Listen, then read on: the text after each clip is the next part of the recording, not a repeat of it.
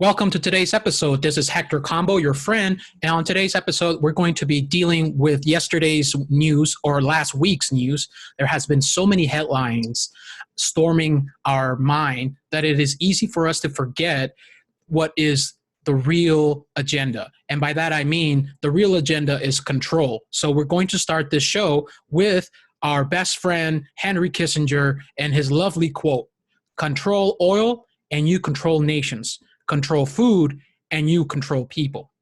So that's an important message for us to start off with, because ultimately the powers that shouldn't be, the technocrats, the people behind the deep state, they are after control. They're not after profit. They're not after the betterment of humanity. They're trying to control and centralize power in the hands of the few, because these individuals have a perspective that they are above human. It's from the research that I have committed myself to, that is the conclusion that I have reached. However, that is up to you to decide.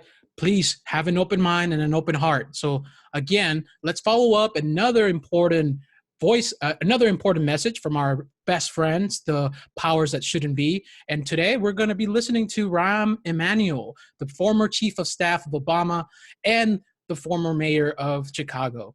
So what does he have to say? You never want a serious crisis to go to. So that's a very interesting statement from Rahm Emanuel, and this is from 2008, and it's from a globalist think tank, the Council of CEOs or whatever, and their objective is to make a better world. However, the reality of this is the problems that they envision and the problems that Rahm Emanuel is talking is not necessarily the ones that we free human beings see as a problem. And he mentioned a various list of camps or different control centers that they want to focus on: the health, the tax. Basically, they want to control and trace every aspect of your life. And this is not hyperbole. This is what they're after. And when he talks about a crisis, he says, well, it gives us an opportunity to expedite our agenda and really solve problems that we've had for a long time. And if you really believe that he is here to help you, I have no way of helping you. I'm sorry. It's just that you have to wake up and you have to realize that challenging these individuals and their authority is in your best interest. And it's actually what is going to help us survive to the next stage. And this next stage, what is it? I've spoke about it in previous podcast episodes. We're living in an information age. The Industrial Revolution is just happened so long ago. We're stepping into the phase of information. Everything is digital, everything is digitized, everything's information. So that is an important fact to remember. We're no longer dealing with the old model. We're dealing with something new. And the powers that shouldn't be want to continue expanding their power into the next model. So I'm not saying that what we're facing with the coronavirus crisis or pandemic or lockdown is completely engineered. I don't think that this is even going to serve the purpose of discussion if I say it's engineered, if it's false, or it's all a bunch of gobbledygook.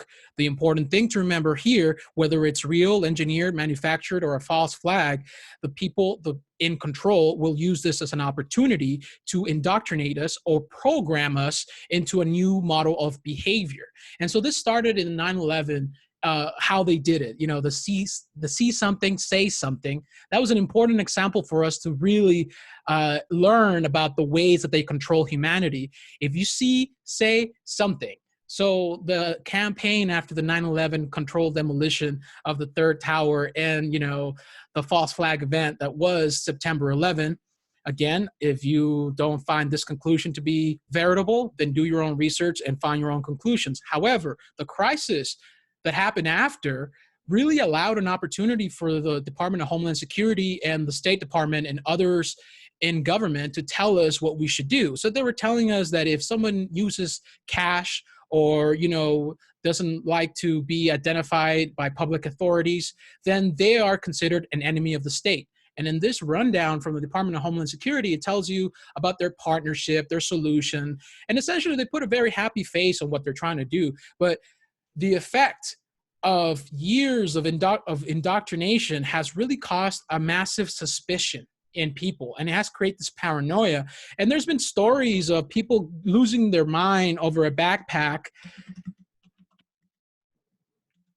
over a backpack that has been left unattended. And then you can hear the same thing on the airport. Do not leave any bag unattended. Leaving a bag unattended will cause suspicion, and our friendly authority figures will go and discover you. So I'm trying to find this article on the fly, but if you do have Google Foo, look up all the events of paranoia after a 9/11 crisis and the Department of Homeland Security's indoctrination campaign, how it affected people. It really did affect people on a very psychological level. And why am I putting on this point? Why am I talking about this? Because there's another crisis, and it is the coronavirus crisis.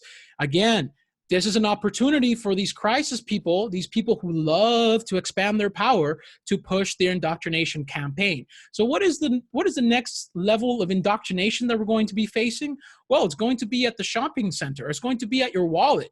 So for a glimpse into your dystopian police state future, just visit your local Walmart. So if you haven't already visited your local Walmart, you might want to read this article. It talks about the different experience that some of the individuals that are posting their anecdotes and their experience on this article, how they felt like they're entering in some Orwellian nightmare. And that's the future, the Orwellian nightmare, where there is a PA system telling us every 5 to 10 minutes to maintain our social distancing. Remember to maintain 6 feet away from everyone. Stay home, lock your doors, don't go outside, follow experts' advice. So I know it sounds like this is the way forward, but we're not living in a world where the people in control are here to help us. I hate to break it to you, and I'm not trying to be a butthead about it, but you got to just snap out of that mentality. All these experts that are in the government, they have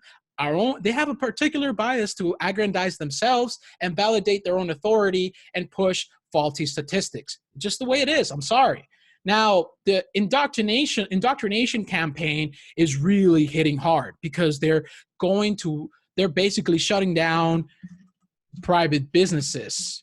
But it's not a recession. Remember, this is a government-imposed shutdown of the private sector. So everything that is non-essential and is not controlled by the government, because Walmart is partners with the government. They're not super powerful just because of free market capitalism. No, they're powerful because they make deals with the government. They're powerful because they get help from the government. That's how it is. So communism is essentially now, today, where these super big businesses that are allied with government get to have permission to function in the economy. Meanwhile, private businesses, they're told that they have to shut down, and if they do operate, that they have to have special conditions for them to continue. So this private shutdown, this government-imposed shutdown of the private sector is really affecting people in their wallet. A lot of people are losing their job. But if you haven't already lost your job and are not panicked and concerned and worried, when you go to Walmart, you're going to feel it. You're going to get your indoctrination. So what is happening, right? They have closed down aisles. They have one specific aisle that you can walk, and it's all taped, and if you break out of that mold, then you're going to have a bad time. So although America has a reputation for being rather libertarian, so says the article quoted in this Activist Post article, it talks about how now the majority of people are against the fundamental libertarian natural right of movement, freedom of movement. So here, although America has a reputation for being rather libertarian with regards to personal rights, a Recession report shows that Americans are turning hardline in the face of the new deadly Chinese coronavirus. 2 out of 3 want to ban interstate travel. So the narrative that broke out from the media was that tyranny and Orwellian controls, surveillance state tactics are the solution. That's something that no one in my group of friends has been skeptical about, because it's easy to miss that point. Oh, all we have to do is close down society and do everything the government says to do. Why didn't we think about that earlier? Why didn't we just do everything they told us to do? Man, I'm glad that they're here to help us, right? So that's a really, really concerning poll. 67% want to ban interstate travel, but 67%, 68% want fines for rule breakers. So this society is turning into a society of snitch, and it didn't just start off with this crisis. It was a long stemming campaign from different interest groups that are here to help us. So remember that this does not happen overnight. People are culturally changing their ways from libertarian minded to tyrannical loving sycophants. So that is something that is very concerning.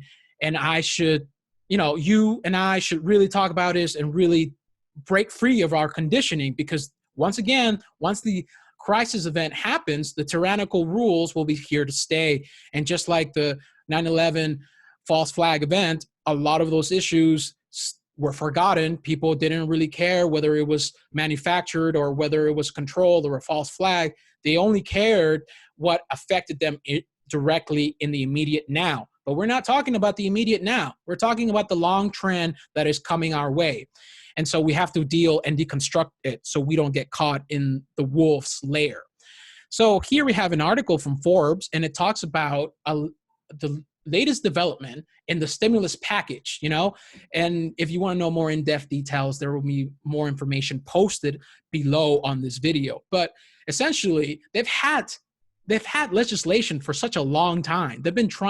Congress has been trying to transition people into a digital dollar. And so they use the stimulus bill from the coronavirus as an opportunity to put that into law. And it didn't pass. Digital dollar proposals, including an early draft of a massive U.S. coronavirus stimulus bill, have reignited the debate over government-run payment platforms. Okay, so what does this article say about government-run platforms? And remember, years ago, 2008, in the initial inception of Bitcoin during that financial collapse, which again was made even worse by the people in control of government. Another video, another time. Trust me on this. You need to do your research. Don't just blindly follow what my conclusion is, but at least trust me enough to have your heart open and your mind open. So, here says a very important quote. A host of market infrastructure projects are underway, especially in Europe, aimed at they're here to help us, financial markets to function more effectively and more smoothly.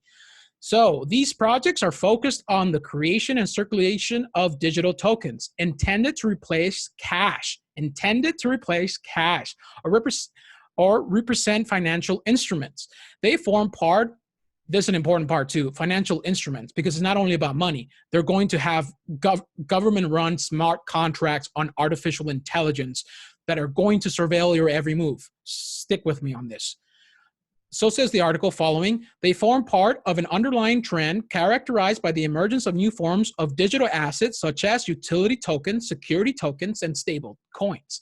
So if you follow along with this article, it says that, it posits that this government-run digital money is going to be good news for Bitcoin. But honestly, if you don't know about why Bitcoin was developed, you're missing that point. Bitcoin was developed so that it can battle against the corruption in the banking system and also do away with the government intrusion of our economic activity. So that is the reason Bitcoin was developed. And now that so many years of poo-pooing the idea of cryptocurrencies, the government has its own cryptocurrency or corporate currency ready to go. And again, if you want to find out more about this particular topic, because on this podcast, we're going to have a review, we're going to collate information, we're going to backtrack the recent headlines. But if you really want to go into in-depth with these topics, I really recommend this very informative podcast from James Corbett from the Corbett Report. I truly cannot tell you how much you need to understand what is happening with money and cryptocurrency. But the Bitcoin PSYOP, and don't get fooled, it's not about, Bitcoin bad, but it's talking about the arms race of cryptocurrency and corporate run blockchains. So that's the important part. There's a fork in the road between open source technology and corporate controlled currency. Or corporate controlled technology in general. Everything is a choice between fear or love. Are you going to choose freedom and embrace creative spontaneity and follow your self-actualization to its final conclusion? Or are you going to submit yourself to fear and the humdrum nature of stability, or forced stability, false stability that the government preaches all the time, you know? So again, look into this if you want to learn more. And there's the other part of this that I really recommend is from Spiro. And this is a very important podcast as well. And it talks about how cash is dead. But it goes through all these different types of sourced articles and different points about how it was building and fomenting for years. This is not something of yesterday. And here I was talking about the banking digital arms race. So it's important for us to keep glued to these news, because it's not only about our health, it's about the economy. Think of the economy as the spontaneous, organic representation of vitality. It's the lifeblood of our spirit. So if the economy is controlled and manipulated, then our spirit will be controlled, and attempt to manipulate our potential will be a constant threat. So that's why I harp a lot about the economy. It's not that I don't think that coronavirus is deadly or has killed people. It's just that this will affect us in the long term, and we cannot forget this. That's just why I feel that this is an important topic for all of us to discuss. And so with that said, I don't want to go on too long without giving us some form of hope, or some hope of positive solution, some form of positive solution. So again, on this last segment, I'm going to be talking about this free course from the Building Biology Institute, which aims to reduce the toxicity or exposure to 5G, dirty electricity, electrosmog, and more. So like the previous podcast that I mentioned, talked about the statistics that were overinflated and overestimated in Italy. There's environmental concerns. It's not just people dying of coronavirus. There's many environmental concerns that the people who die of coronavirus just so happen to have these illnesses or ailments. So we need to make sure we understand and research these things. And one point that I want to stress, because some of the listeners and followers of my content have asked me, hey, what is this 5G and coronavirus connection?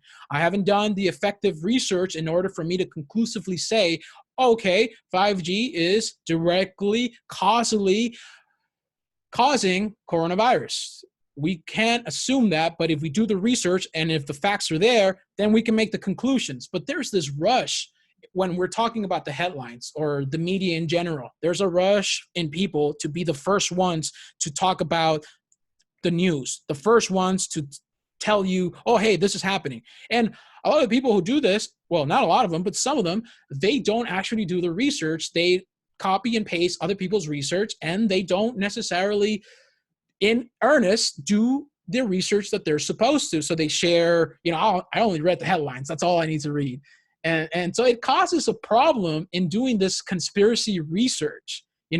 Unless you factually know and you've done the research, then you can say 5G causes coronavirus. I have suspended my belief in those things and just keeping my skepticism on. I'm sure that there's environmental elements to the crisis of health that is happening around the world. So this is why I share this information, because there is sensitivity to these electromagnetic frequencies that will lower your immune system or prevent you from sleeping or give you stress. There are so many different ailment or risk or side effects that the people in control who developed this technology knew ahead of time. They'd done the research on this. They knew that frequencies could affect you at a psychological, physiological level. So this is nothing new. Again, I just want to share something positive and remind you that there's other people who are working to make humanity better and create better positive solutions that are not dependent on government. That's one thing we need to leave this podcast episode with. Let's not ask for government. Let's not turn into snitches. Please because we're asking for our own enslavement. We're growing tyranny by voicing our support of these authoritarian cronies who they themselves are not even in control of government. So with that said, I want to remind you that the digital dollar, the next transition of what is going to be pushed during this crisis, is exactly the tool of control that the elite want, the technocratic elite. What are the technocratic elite? You need to find out what that is. But a good example to find out of what the technocratic control looks like, let's look at China. China is the model of tyranny. China is not the model of humanity. It's not a model of freedom. So whenever there's a solution from them, it's not really a solution. It's a form of control. So in this article, it talks about how the Chinese digital yuan is a dictator's dream. It's a dictator's dream because what does it do? In this article, they posed an interview, and I would like to read that quote because it's so pertinent and so poignant to what we're talking about. Okay, so the system, this system that will be built so that it censors or empowers authorities within the banking system, well, they would have total control and knowledge of every single transaction aided by artificial intelligence. Their goal is to literally get rid of all paper and middle money and replace it with something that's completely traceable. And that is certainly the dream of every dictator. An important quote to remember here, and I think Stalin said this, a dictator wants absolute freedom for themselves, but wants to dictate to everyone else. So that is what they're trying to do. And that's the next phase of the digital economy, of this information matrix. Don't let fear beguile you into submission. This is an important message from Hector Combo, your friend. Again, we're going to leave it here because I want to remind you there's just so much information, but we got to talk about it. We really got to research it and actually read the articles, make the connections, and talk about it. Again, this is your friend Hector Combo reminding you to stay woke. In all seriousness, keep your humor, keep your wits, be free. Once again, Hector Combo.